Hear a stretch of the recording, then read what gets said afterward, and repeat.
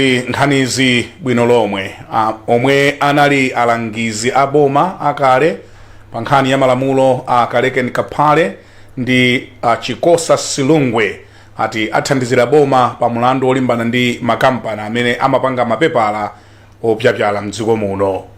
Mneneri wa unduna wa zamalamulo watsindika za nkhaniyi. Wezi Gausi akuyitsatira bwino nkhaniyi, akusimba zambiri mu ripoti kuchokera mu mzinda wa Lilongwe. Oyimira mulandu awiriwa akuti akufuna athandizane ndi boma makamaka pofuna kuchotsa chiletso chimene chinakatengedwaso ku mabwalo a milandu, ndipo pakadali pano mlangizi wamkulu wa boma pa nkhani ya zamalamulo Athabo Chakaka Nyilenda apemphedwa kuti akachotse chiletsocho chimene makampaniwa adakatenga ku mabwalo a milandu. Poyankhula kwa atola nkhani lachiwiri mu mzinda wa Lilongwe, mkulu wa Sisonec a Julius Ng'oma ati ndizodandaulitsa kuti makampaniwa amapitabe ku mabwalo a milandu kukatenga ziletso. Woyendesa ntchito ku Lilongwe Wildlife Trust a Dorothy Shema ati Amalawi ambiri akudziwa zakuopsa kogwiritsa ntchito mapepala a plastiki opyapyala. Wina aliyense akhale ndi udindo oonetsetsa kuti nkhani yokhuzana ndi mapepala opyapyala sikupita patsogolo kwenikweni, kugwiritsa ntchito mapepalawa, kugulitsa mapepalawa, komanso kufalitsa mauthenga kwa anthu ena amene sanali nawo pamalo pano. Komanso kuti tikufuna kuti anthu amene amapanga mapepala opyapyalawa adziwe kuti ifeyo tili ndi udindo, ngati ife Amalawi tili ndi udindo owatsutsa zimene akuchita, ifa mapepala opyapyala akuononga chilengedwe chathu. Pamene amapereka chiletso chimenechi, makampaniwa adawuzidwa kuti nkhani yawo ikuyenera kuti ipite kwa mkulu woweruza milandu mdziko muno kuti akayionenso. Amene akugwirizira udindo wa mtsogoleri wa chipani cha UTM Michael Usi sadakambe zokhudza chipanichi pamene amayankhula kwa otsatira chipanichi omwe adachingamira mu mzinda wa Blantyre. Otsatira chipanichi adakhamukira pa Kameza roundabout kukalandira mtsogoleriyu amene wafika mu mzindawu kudzagwira ntchito zina za boma. Mtolankhani wathu Isaac Salima adathamangira komweko.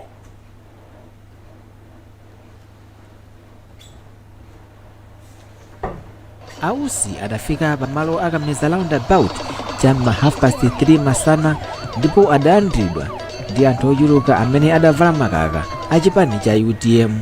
Akuluakulu ena a chipani cha UTM sadapezeke pa malowa kuti alandire mtsogoleri wawoyu. Poyankhula kwa mphindi zokwana zisanu, Ausi sadakambe zokhudza chipani cha UTM koma adakhazikika pa nkhani za chitukuko, powalonjeza anthuwa kuti iwo aonetsetsa kuti masomphenya a Malemu a Saulos Chilima amene adali mtsogoleri wa chipanichi akupitirira. Iwo anati akudziwa kuti anthu ambiri mdziko muno akuvutika, ndipo sizingachite kubwino kuti iwowa adziyendera galimoto koma wadusa anthu amene akuvutikawa. ena ngongole alandira kuyambira next week. Ndikufuna ikamakwana August atiuze kuti alandira ndalama ndi angati. Accountant General namwitana mu office mwanga wandisimikiza kuti ndalama zilipo. Ndikuuza ndi chimozi, anthu ena ogwira ntchito mboma anazolowera kuchita zoyipa kwambiri, kuwatuma kuti pangani izi amangokhalira osapanga. Ndiye ndafuna kuti aziwe kuti a president andisankha kukhala vice president ndi asenda kwambiri. Ausi ananenanso kuti sayika chidwi chawo kwa anthu amene amakamba zoyipa za iwo koma kuti akhazikika potumikira Malawi. Palibe chifukwa chonena kuti tithawe. Achilima anati anthu azidya katatu, anthu alandira ngongole. Zimene zija zinanenedwa pakali pano, sindinganene kuti Achilima ananena anapita ndi zawo temberero limenero. Zimene zija ziyenera kuti kodi kuchitika. Mtsogoleri wa dziko lino Lazarus Chakwera adasankha Ausi ngati wachiwiri wawo kulowa m'malo mwa Saulos Chilima amene adamwalira pa ngozi ya ndege mu nkhalango ya Chikangawa mboma la Mzimba. Posachedwapa akuluakulu ena a chipani cha UTM adalengeza kuti achoka mu mgwirizano wa tonse kamba kakuti akuluakulu mu mgwirizanowu sakukamba chilichonse chokhudza tsogolo la mgwirizanowu chimwalireni mtsogoleri wa chipani cha UTM Achilima. ofuna kulumpha muphalayo alumphe, ofuna kulumpha muphala tani wadi mtchiko uli ni ndani ndizingophika kuti inu mudye.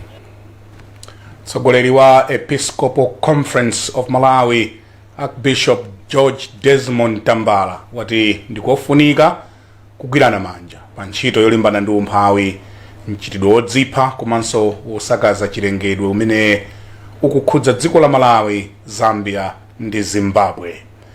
Ambuye Tambala anena izi pachiwiri mu mzinda wa Lilongwe pamwambo wa misa yotsekulira mkumano wa mabishop 4 m'mayiko atatuwa. Kumeneko kudapita mtolankhani wathu Pemphero Malimba. Archbishop Tambala wati mavutowa akukhudza anthu ambiri pa moyo wawo wa tsiku ndi tsiku. Kumbali ina iwo anati mpingo uli ndi gawo lalikulu loonetsetsa kuti m'mayiko muli kusintha m'magawo osiyanasiyana. Ambuye mthandizi wa Lilongwe Archdiocese Vincent Mwakwawa wati mabishopuwa akuyembekezera kugwiritsa ntchito msonkhanowu popeza mayankho amavuto otere. Mkumano umenewu uthandiza kwambiri kuchepetsa komanso kuthetsa mavuto ena kudzera mukukambirana mogwirizana ndi mayiko anzathu. Mukudziwa bwino kuti pali mavuto ena amene tikumanawo ngati ku Malawi kuno, ngati dziko komanso ngati mpingo. Pa ife tokha tikuyesetsa komabe kudzera mu upangiri wa anzathu mayiko ena ndi kuti tipeza nzeru mwasanga. Mtsogoleri wa dziko lino Lazarus Chakwera wati dziko la Malawi likupitirira kupindula ndi thandizo limene mayiko oyandikana nawo monga Zambia ndi Zimbabwe amalipatsa. We felt that neighborly solidarity when we received support during the COVID-19 pandemic that claimed the lives of thousands and ground our economy to a halt. And we have felt that neighborly solidarity this past month as we have been mourning the tragic passing of our late Vice President in a plane crash that claimed the lives of 8 others last month. Mkumanowu umene uchitikire mboma Salima mpaka pa 19 mwezi uno wabweretsa pamodzi mabishop 30 ochoka mdziko la Malawi, Zambia ndi Zimbabwe ngati njira imodzi yolimbikitsa kugwira ntchito limodzi pakati pa mabishopuwa. Komiti yolondoloza momwe chuma cha boma chikuyendera yati ndikofunika kuti nthambi zina za boma zifulumize ntchito yokonza ndondomeko zoonetsetsa kuti boma likugwiritsa ntchito ndalama za mthumba la confiscation fund pa Chingerezi. Izi zikudza pamene ntchito yokonza ndondomekoyi ili mkati pakati pa nthambi ndi maunduna ena. Nayunso Pemphero Malimba ndi ripoti. Kumayambiriro a chaka chino akuluakulu a nthambi ya Financial Intelligence Authority adauza komiti kuti boma limalephera kugwiritsa ntchito ndalama zoposa 1 billion kwacha zimene zili mthumbali kamba kosowa ndondomeko zoyenera zakagwiritsire ntchito ka ndalamazi. Thumbali ndi mmene mmapezeka ndalama zimene nthambi monga Anti-Corruption Bureau, Malawi Police Service ndi Financial Intelligence Authority amatolera pamene akulimbikitsa malamulo a dziko lino. Mneneri wa nthambi ya FIA Amasautso Ebere anati ndondomeko zokhudza thumbali zidaperekedwa kuti ziunikidwe ku unduna woona za malamulo zisanakhazikitsidwe. Mneneri wa unduna wa za malamulo a Frank Namangale anati akunduna woona za chuma ndi omwe angayankhulepo zambiri pa nkhaniyi, ndipo m'mawu ake mneneri wa unduna wa za chuma Williams Banda anati Malawi adzauzidwa ntchito za ndondomekozi ikatha. Ndipo poyankhulapo wapampando wa komitiyi Mark Bottoman ati ndikofunika kuti nthambi za bomazi zifulumize pogwira ntchito yokonza ndondomekozi. Izizi ndi zabwino zitithandiza kuti tipite kutsogolo, koma vuto lathu ndionena kuti kawirikawiri maprocess oterewa amayamba koma kuti akafike pa mapeto ake zimatenga nthawi yayitali. Ndiye mu katikati mumapezeka kuti zambiri zinthu zikuonongeka kwambiri. Nde tikuyembekezera kuti process imene yayandikayi ichitika komanso ichitika mwansanga. Thumbali lidakhazikitsidwa pansi pa lamulo la Financial Crimes Act la mchaka 2017.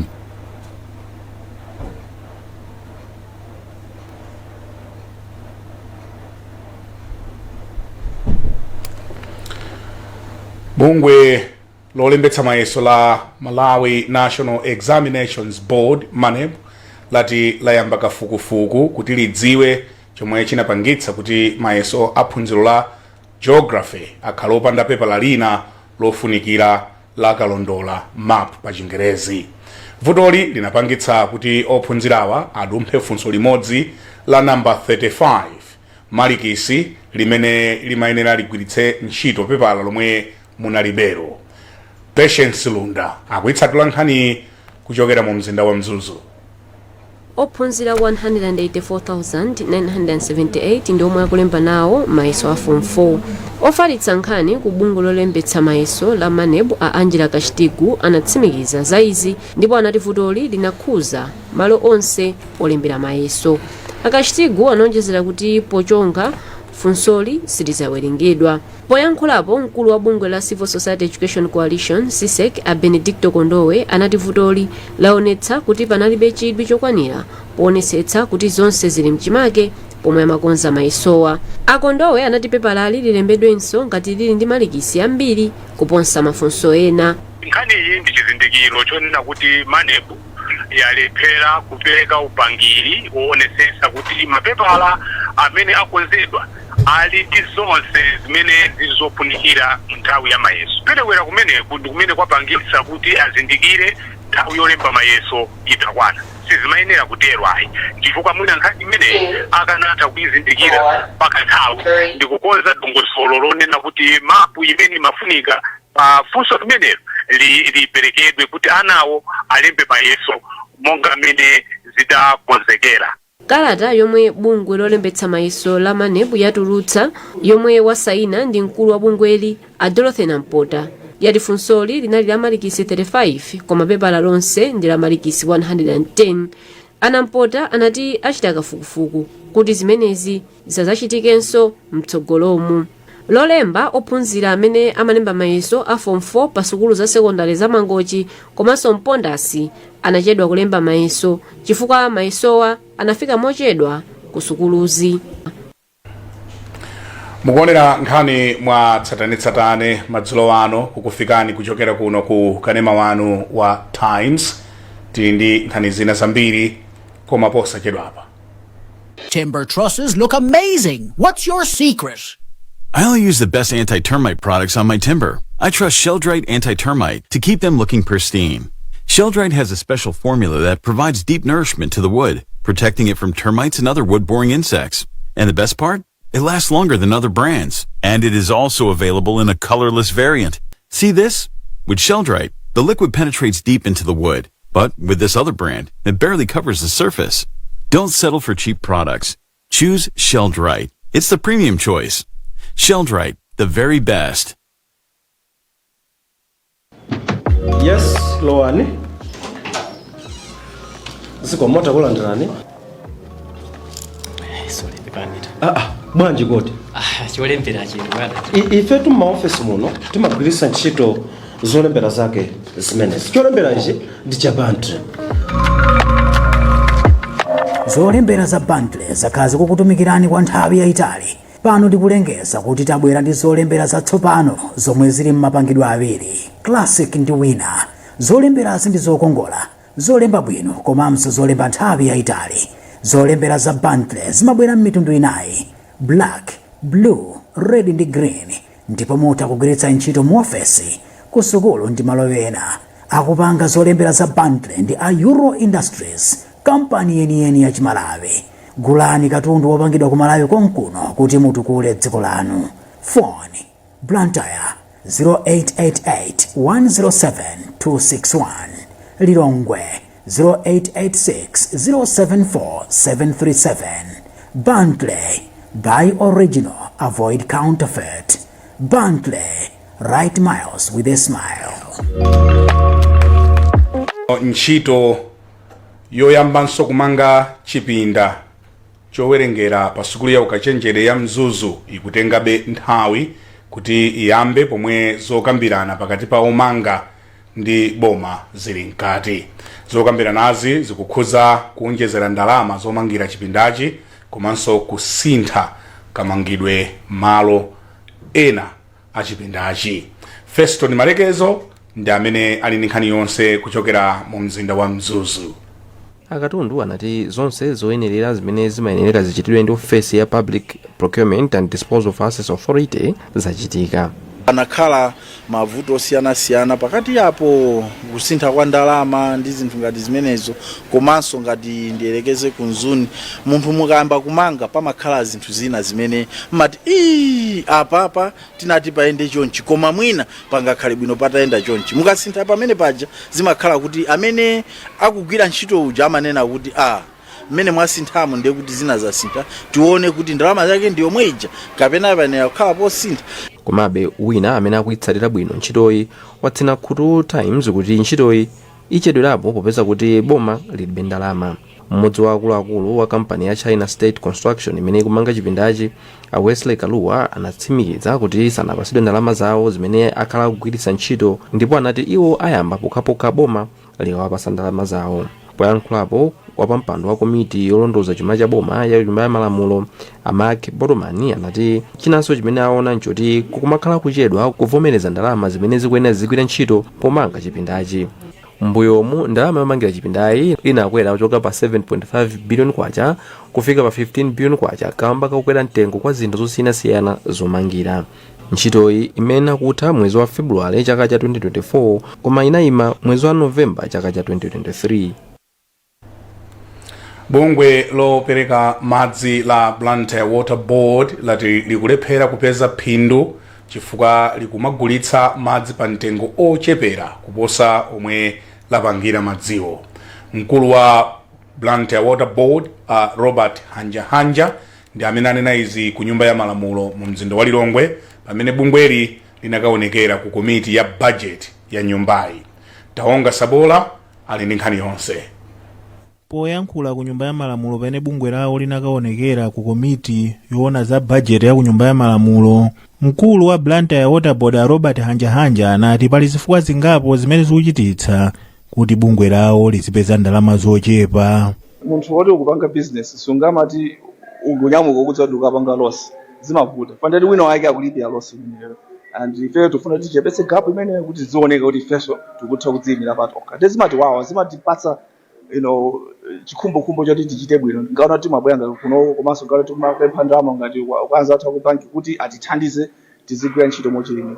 Ndipo wachiwiri kwa wapampando wa komiti ya budget ya ku nyumba ya malamulo Ishmael Nkumba anati nkofunika kwambiri kuti makampani aboma adzipeza phindu. Apeza grant yokwana $145 million yokuti apasidwa kuti agwiritse ntchito kuti kampani yawo ipite pasogolo. Komanso ali ndi lingaliro lokuti apomafika 2027 akhale kuti amanga damu ya Nyuwani yokuti izitha akufikira makastomers ambiri kuchoka pa 80,000 mpaka na kufika 160,000.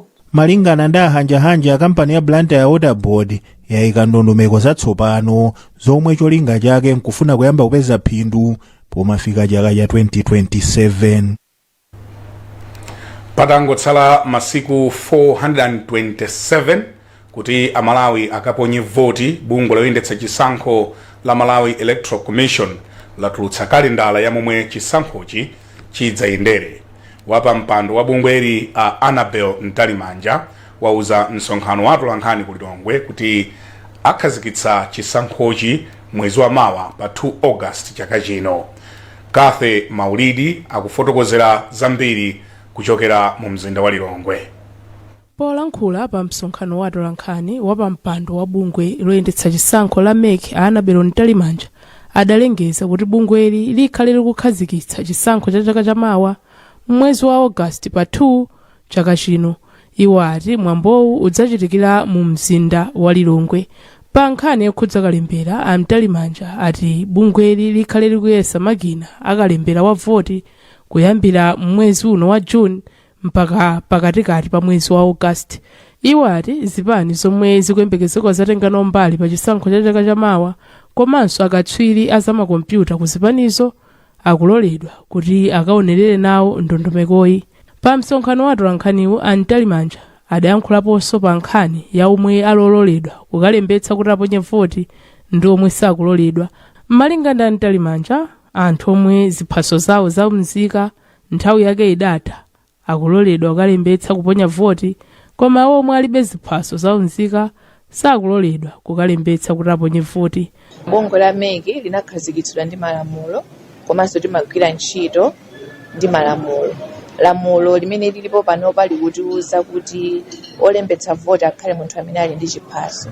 Ndi ifeyo kutengera lamulolo tikungogwiritsa lamulo kuti amene atabwere kuzalembetsa akhale kuti ali ndi chiphaso chochokera ku NRB. Koma poyankhapo pa izi chipani cha DPP kudzera mwa mlembi wamkulu wa chipanichi a Clement Mwale ati iwo ngati chipani sakugwirizana ndi ganizoli. Timemeza maimpi athu both olamulira ndi a opposition kuti lamulo limenelo lichotsedwe. Ngati sizitheka tipita kumakhoti athu kuti atithandize to interpret whether that law is valid or not. Koma chipani cha MCP kudzera mwa mneneri wa chipanichi Aizekeyo Ching'oma ati iwo alibe nazo vuto kuti bungwe loyendetsa chisankho la MEC lidzagwiritse ntchito ziphaso zaunzika polembetsa anthu ofuna kuponya voti, ponena kuti izi nzosalakwika chifukwa zili m'malamulo a dziko lino. Koma Ching'oma apempha bungwe la NRB kuti lichite kothekera poonetsetsa kuti amalawi onse omwe afika pa msinkhu ovota alembetsedwa ndipo apatsidwa ziphaso zaunzika. Anthu mdziko muno akuyembekezeka kukaponya voti pa 16 Septemba chaka chamawa. Bungwe la Shaping Our Future Organization SOF lomwe lidayambitsidwa ndi mayi wa fuko wa dziko lino a Monica Chakwera lapereka zipangizo zosokera komanso zopangira makala pogwiritsa ntchito kondole ndi makoko amtedza kwa magulu awiri a amayi lachiwiri mu mzinda wa Lilongwe. Mkulu wa maprogram ku bungwe la SOF a Loma Mtema wati iyi ndi njira imodzi yolimbikitsa amayi kukhala wodziyimira pokhala kuti athe kuthandiza manja awo. Esna Tembo walemba ripoti omwe akuwerenga ndi Brenda Kayo. Amayi anapeza ndi thandizo la ndalama kuchokera ku bungwe la Owafrani. Antema atapereka zinthuzi pofuna kulimbikitsa amayi kuti azikhala odziyimira pawokha kuti apititse maphunziro ana awo patsogolo. Ifeyo timalimbikitsa kuti anthu akhale odzidalira tikapereka thandizo koma timapanganso maphunziro kuti azimayiwa akhale ndithu ndi knowledge yoti athandiza ngakhale titachoka iwo azipitirira. Mmodzi mwa amayi omwe alandira zipangizo za Yasmin Chonde athokoza bungweli pamodzi ndi mayi wa fuko lino a Monica Chakwera. Tikuthokoza ipazimayi Chisomo Women's potipatsa umwayi amayi a fuko lino kulowa nawo mbungwe la Shaping Our Future Foundation Rise for Her kusonyeza kuti ifeyo taponderedwa kwambiri kuno ku area 25. Mkulu wa kafukufuku mu mzinda wa Lilongwe Blessings Makilinga wati mabungwe aziyamba kayafufuza zomwe anthu andera akufuna kuti awathandize kuti aziwathandiza moyenera. Munthu akasankha ndekuti ndi chimene achifuna chimene atakwanitsa kuchigwira kuchipanga. Chinthu chimene mwachita kunsankhira ndizovuta kuti angakwanitsa bwanji kuchita patsogolo komanso chingaphindule motani. So chinthu chimene asankha okha ndi chimene ife timakhulupirira kuti ndi chimene iwo akhoza kukwanitsa kuchigwira bwino, kuchikwanitsa kuchipanga maintain komanso kupititsa patsogolo moyo wawo.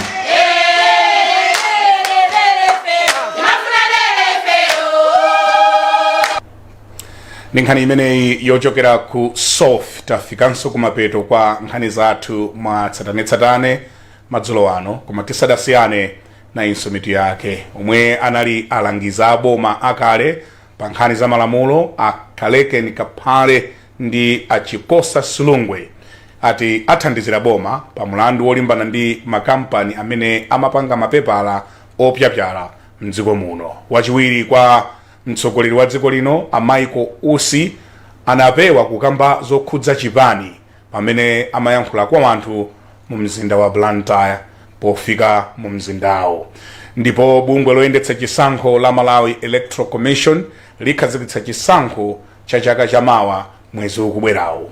Mutha kupeza nkhani zimenezi kuphatikizanso zina pa makina athu a internet times.mw ndipo tsamba lathu la mchezo pa Facebook ndi Times 360 Malawi ndipo pa X timalemba kudzera pa @Times 360 Malawi. Komanso mukhoza kuchita subscribe ku 1895 potobwanya *1895 hash.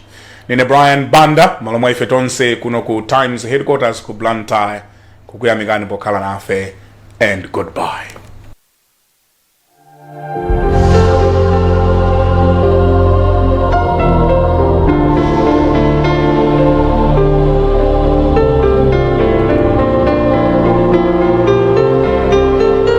Madzulo abwino ni nthawi ya zanyengo ndipo muli ndine Mateo Majawa mmene nyengo ikhalira usiku uno mawa.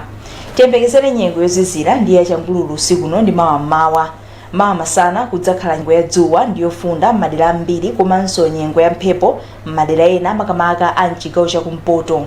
Tsono tupasirani mmene kutenthe komanso kuzizirira m'madera osiyanasiyana mdziko muno. Kwa Ngabu kuyembekezeka kutentha ndi madigiri pakati pa 18 kufikira 31, ku Blantyre madigiri pakati pa 13 mpaka 27, ku Lilongwe madigiri pakati pa 11 mpaka 27, ku Mangochi madigiri pakati pa 16 ndi 30, pomwe ku Mzuzu madigiri pakati pa 11 ndi 23.